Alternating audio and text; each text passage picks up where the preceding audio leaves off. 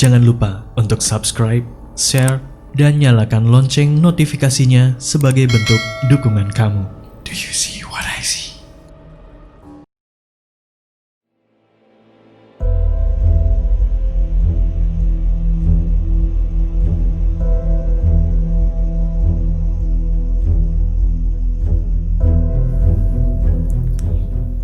Sore itu berbeda dari hari-hari sebelumnya. Kalau biasanya saat sekolah atau les ataupun kegiatan ekskul, gue diantar dan dijemput oleh satu orang driver yang ditugaskan papa memang untuk menjemput antar kami anak-anak. Ada sih kendaraan umum yang kita bisa tumpangi, cuman di kota kelahiran gue itu angkotnya cukup banyak dan trayeknya pendek-pendek. Jadi untuk jarak untuk jarak sekitar 4 kilo aja kita mesti bisa ganti 3 atau 2 kali angkot lah. Jadi kayaknya itu nggak efisien. Sehingga pada masa itu di awal tahun 90-an sekitar 94 atau 95 ya, itu kebanyakan dari kita yang masih sekolah itu memang dijemput dan diantar oleh orang tua atau driver. Singkat cerita, hari itu gue harus mengikuti sebuah kursus bahasa Inggris. Kursus bahasa Inggris itu dimulai jam 3 sore, selesai di jam 5 sore. Pergi ke kursus itu sih gue diantar.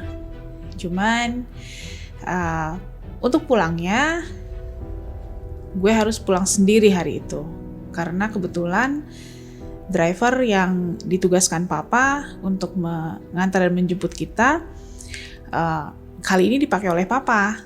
Karena papa butuh diantar untuk visit ke rumah pasiennya. Jadi si driver ini mesti standby di prakteknya papa. Setelah praktek selesai, dia harus mengantarkan papa ke rumah pasiennya. Langit juga udah mulai mendung ya karena udah sore. Terus gerimis juga udah mulai turun. Lalu akhirnya kita memutuskan untuk pulang, termasuk gue. Jadi beberapa orang teman, mereka sudah ada yang jemput dan ada juga sebagian yang naik angkot karena ada rumah mereka itu gak jauh dari pusat kota, sementara rumah gue agak ke pinggir ya, jadi gue memang tinggalnya di pemukiman. Jadi sebenarnya jarak dari tempat kursus ini ke rumah sih gak terlalu jauh.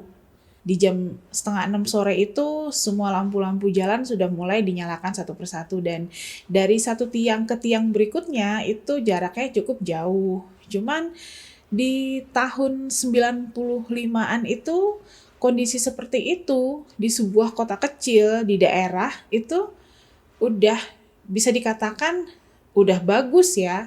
Akhirnya gue menelusuri jalan itu nanti akan tembus ke samping rumah gue.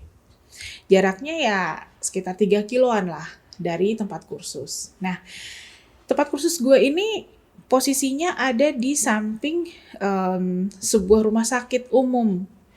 Dan kebetulan papa gue pada saat itu memang dinas di rumah sakit itu. Jadi itu bukan daerah yang sama sekali menurut gue asing ya. Gue sangat kenal dengan daerah itu karena hampir setiap hari gue ke sana. Nah, akhirnya gue ikut jalan sampai ke samping rumah sakit. Jadi dari depan rumah sakit gue harus belok ke kiri ke samping rumah sakit. Nah, di situ ada pintu samping dari rumah sakit tersebut, gedung rumah sakit itu. Dari pintu samping itu, gue bertemu dengan 2 orang suster yang keluar. Sepertinya mereka mau pulang. Karena mereka bawa tas dan bawa payung, sambil payungan gitu ya, berdua. Karena gerimis sudah mulai turun. Gue ada di belakang mereka sekitar 5 atau 6 meter lah.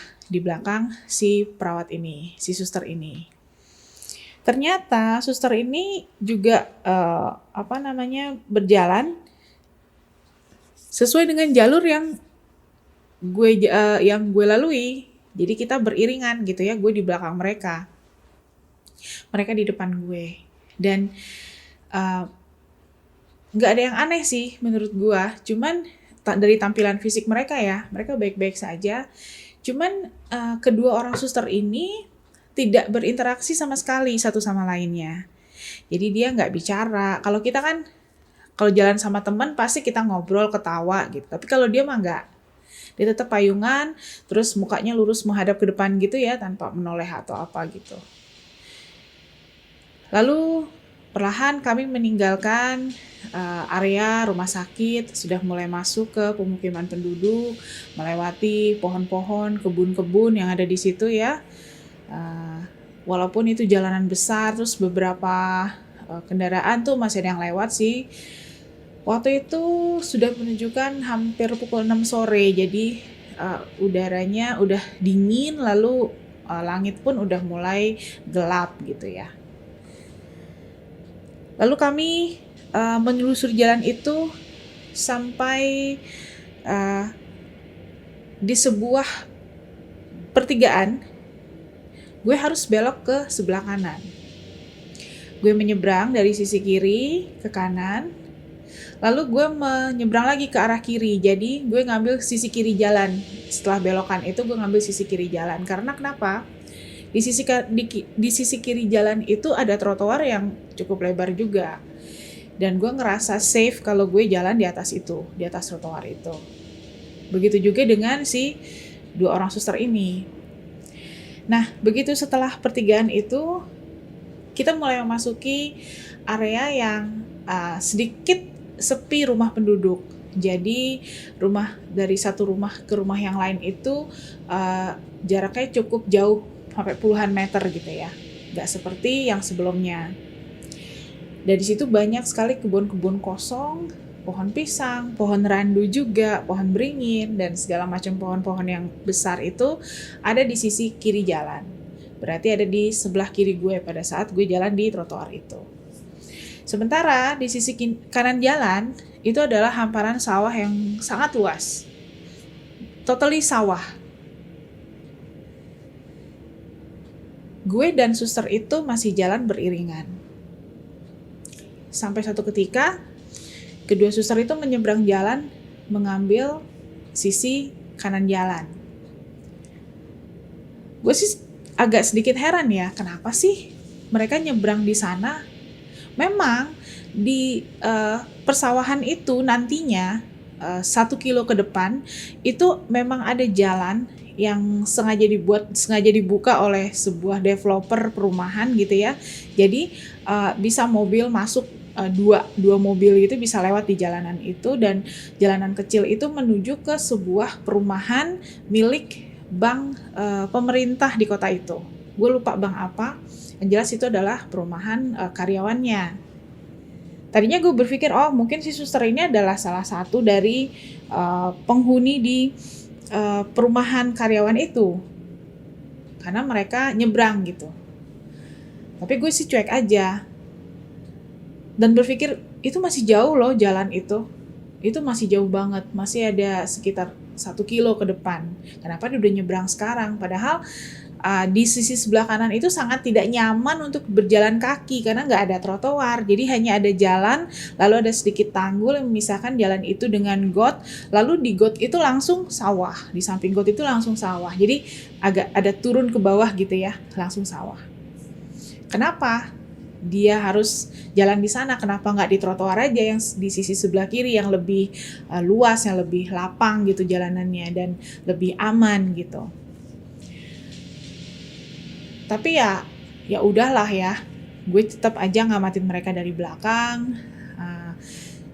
Berpikir banget juga enggak, tapi dibilang gue nggak peduli juga gue sedikit peduli gitu ya, memperhatikan mereka sebenarnya gimana sih cara ngomongnya gitu ya. Care banget enggak, cuman ya gue aneh aja gitu ngelihatnya. Lalu kalian tahu tiba-tiba kedua orang suster itu melompat dari sisi kanan jalan ke sawah yang ada di sebelah kanan. Mereka melompat ke dalam sawah itu, dan itu sempat bikin gue tertegun beberapa detik gitu ya, tapi masih tetap jalan sih, tapi mata gue tuh what gitu, kenapa dia harus lompat ke sana, ada apa gitu kan. Lalu dengan mata kepala gue sendiri, gue melihat mereka yang tadinya ada 2 orang kemudian gabung jadi satu, tubuh itu gabung jadi satu, kemudian kakinya berubah menjadi lebih tinggi ke atas, badannya juga lebih tinggi, dan kepalanya ditumbuhi rambut yang panjang sampai ke betis. Tinggi sekali, mungkin sekitar 3 meteran ada kali tingginya. Dan dia ada di tengah persawahan itu, jalan di tengah persawahan itu. Lalu sontak gue terdiam ya. Nah, coba kalian bayangkan, gak lama setelah dia berubah menjadi sangat tinggi itu seperti raksasa, cuman tidak gemuk ya. Dia tetap kurus langsing tinggi gitu, jadi kayaknya panjang gitu. Kayak orang-orangan sawah tapi tinggi sekali. Yang tadinya wajahnya menghadap ke depan, tiba-tiba wajahnya berputar menghadap ke gue, dan dia tersenyum lebar sekali sampai ke telinga. Gue lihat matanya merah menyala. Sontak gue membuang payung yang gue pegang, lalu gue lari sampai pagar rumah. Karena jarak gue melihat hantu tinggi itu sampai ke pagar rumah gue itu sekitar 700 meter. Jadi itu gue benar-benar lari secepat yang gue mampu sambil ngebuang payung, karena payung ini cukup mengganggu kalau gue lari ya. Dan sampai di depan pintu gerbang rumah, gue basah kuyup, dan gue ditanya sama mama, kamu kenapa basah kuyup, payungmu mana? Gue gak menjawab apa-apa. Gue naik ke atas, ganti baju, mandi, dan sholat maghrib, karena memang sudah masuk waktunya maghrib.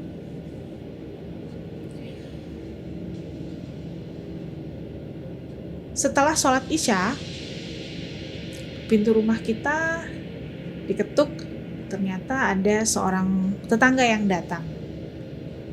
Kita sebut saja nama tetangga kita ini Pak Mul. Pak Mul itu datang mengantarkan payung yang ternyata gue lempar pas di depan gerbang rumahnya. Karena kebetulan waktu gue lari tadi itu, pas maghrib gue lari itu, Pak Mul sedang ada di teras rumahnya, ingin mengunci gerbang rumah, pagar rumah. Tapi begitu dia lihat gue lari, dia juga sempat kaget, dan kemudian dia ngambil payung yang tergeletak di tengah jalan. Setelah Pak Mul ngobrol sama mama dan papa sebentar, kemudian dia pamit pulang, dan gue karena itu payung gue ya, jadi gue punya rasa gak enak gitu kan, sehingga si Pak Mulnya gue antar sampai ke pagar depan. Nah, begitu Pak Mulnya mau pulang, dia ngomong gini, lain kali kalau sudah mau maghrib jangan lewat depan sawah itu ya, sebaiknya cari jalan alternatif yang lain. Gue cuman mengangguk.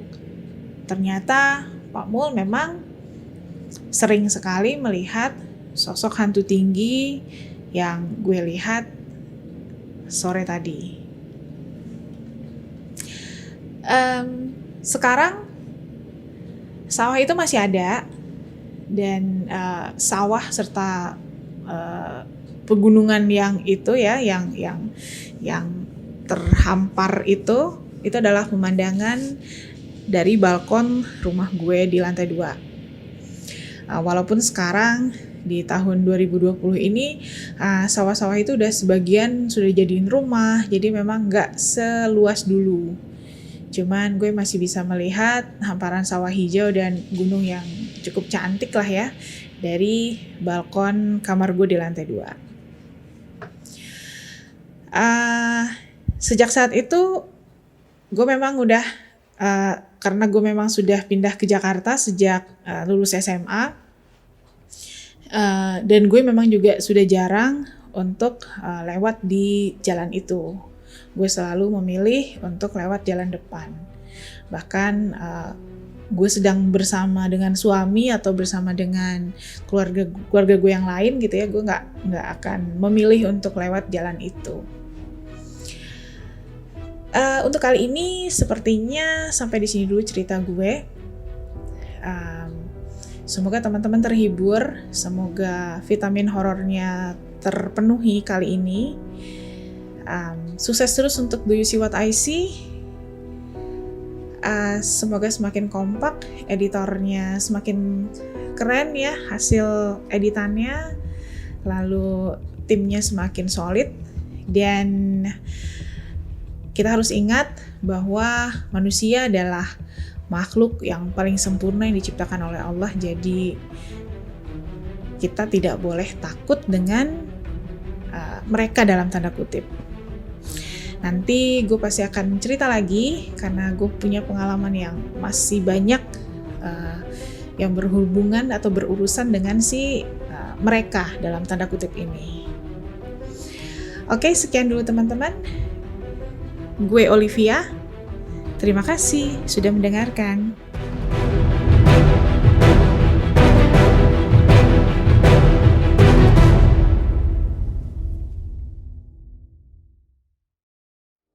Kamu juga punya pengalaman horor?